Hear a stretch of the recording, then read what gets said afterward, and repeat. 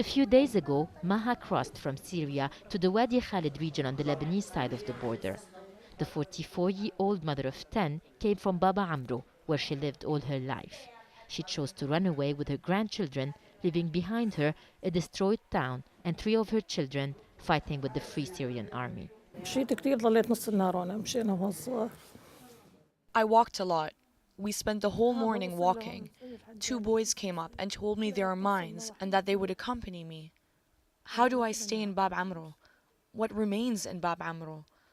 What have they left in Bab Amro? They left nothing. They ruined it all.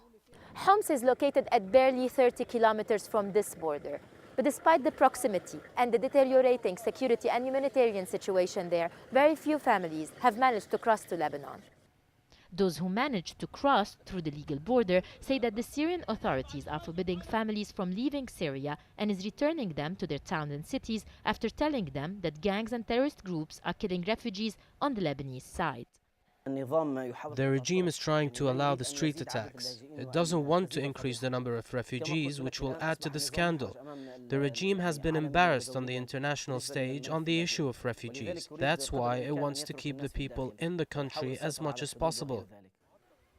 Illegal roads between the two countries have in the past month provided a safe path for thousands of refugees who crossed to Lebanon, a road no longer available following the laying of anti-personnel mines along the Lebanese border by Syrian authorities.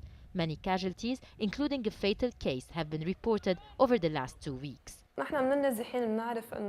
We are one of the refugees and we know that there are mines on the Syrian borders. We also heard of some injuries.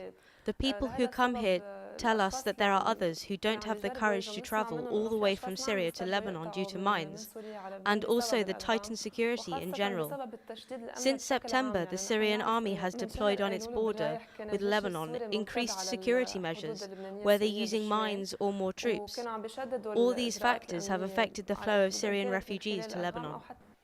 International organizations have criticized the Syrian move, saying that the use of landmines is unjustifiable anywhere and for any reason. Alia Ibrahim, العربية, Wadi Khalid, North Lebanon.